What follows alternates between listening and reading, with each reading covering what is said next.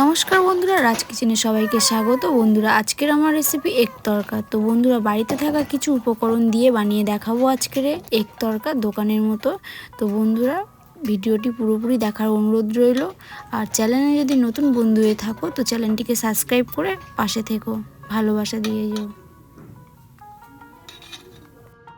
তড়কা বানানোর জন্য আমি এখানে নিয়ে নিয়েছি ডাল। তো ডালটাকে আমি একটু সিদ্ধ করে নিয়েছি। তো দেখো কত সুন্দর সিদ্ধ হয়ে গেছে। তো এখানে মশলা নিয়েছি বলতে এখানে নিয়ে নিয়েছি পেঁয়াজ কুচি, টমেটো কুচি আর কয়েকটা কাঁচা লঙ্কা চারটে। আর এখানে নিয়ে নিয়েছি 2 চামচ ধনে গুঁড়ো, 2 চামচ জিরে গুঁড়ো। আর এখানে নিয়ে নিয়েছি আদা রসুন বাটা, দুটোই একসাথে আছে। আর এখানে নিয়ে নিয়েছি 2টো ডিম।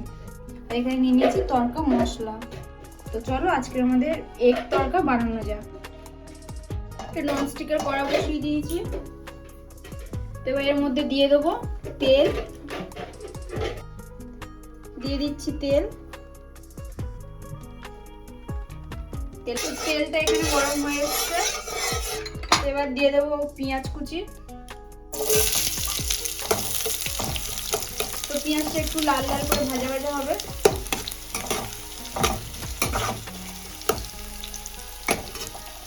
লালচে লালচে করে ভাজা হয়ে এসছে। এবার দিয়ে দেবো টমেটো কুচি, দিয়ে আবার একটু নাড়াচাড়া করে নেবো।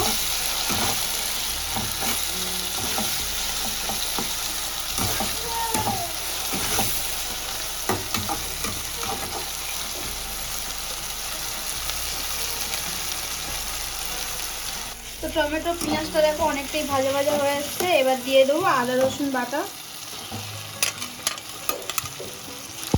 দিয়ে আবার একটু ভালোভাবে কষিয়ে নেব।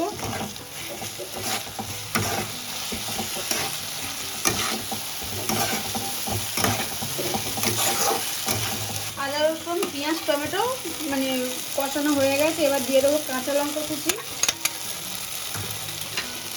তারপরে দিয়ে দেবো ওই 2 চামচ ধনে গুঁড়ো, 2 চামচ জিরে গুঁড়োটা, দিয়েও আবার ভালো করে নাড়াচাড়া করে নেবো একটু,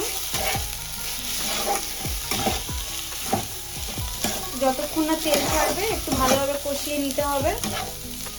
নিয়ে তারপরে আমরা যা যা মশলা অ্যাড করবো দাওয়াত দিয়ে দেবো মশলাগুলো।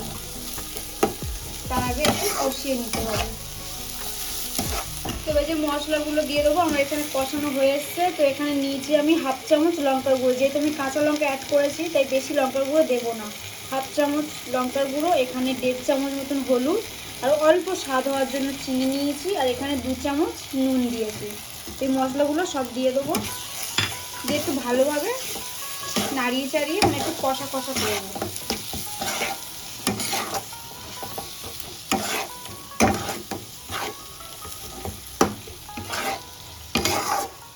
কষানো হয়ে এসছে। আমি মধ্যিখানটা একটুখানি মানে সাইড করে নিয়েছি। এবার ডিমটাকে ফাটিয়ে দিয়ে দেবো। ডিমটা আলাদা করে ভাজার কোনো প্রশ্নই ওঠে না, এখানে একই কড়ার মধ্যে ভেজে নিলেও হয়ে যাবে, কোনো অসুবিধা নেই। এভাবে একটুখানি নাড়াচাড়া করলেই ডিমটা ভাজা ভাজা হয়ে যাবে। তো ডিমটাকে ভালোভাবে মানে কষিয়ে নিচ্ছি মশলার সাথে।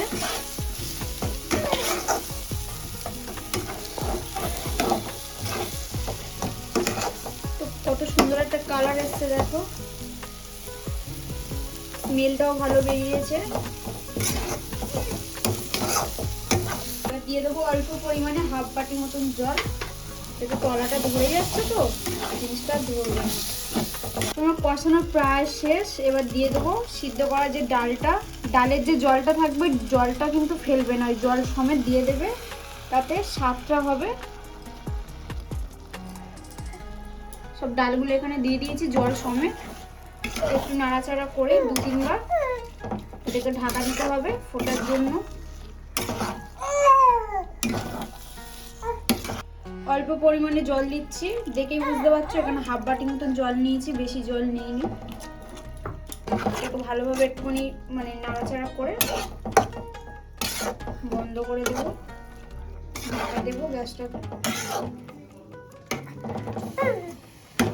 তো আমার এখানে তড়কা প্রায় রেডি মানে হয়ে এসছে। এবার 2টো জিনিস দেবো, দিয়ে গ্যাসটাকে অফ করে নামিয়ে নেব। তো দিয়ে দেবো তড়কা মশলা।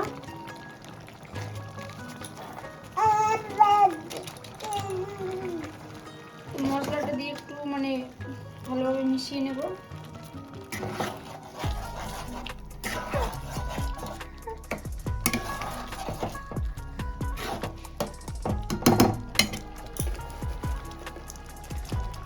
দিয়ে দেবো ওপর দিয়ে কাসুরি মেথি। কাসুরি মেথির পরিমাণটা মানে বুঝিয়ে দেবে, যে যতটা ডাল নেবে জিনিসটা যতটা হবে ততটা পরিমাণে কাসুরি মেথিটা দেবে। একটু ভালোভাবে নাড়াচাড়া করে, আমি এখানে গরম মশলা অ্যাড করিনি, তোমরা চাইলে দিতেও পারো আর নাও দিতে পারো।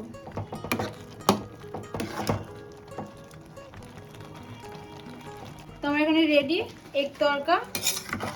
তো চলো এবার নামিয়ে নেওয়া যাক। তোমার এখানে তড়কা রেডি, দেখো এগ তড়কা কত সুন্দর হয়েছে। তো আমার ভিডিওটা যদি ভালো লেগে থাকে তো লাইক অ্যান্ড সাবস্ক্রাইব করে দিও, আর কমেন্টে অবশ্যই জানিও, ভালোবাসা দিয়ে যেও। টাটা।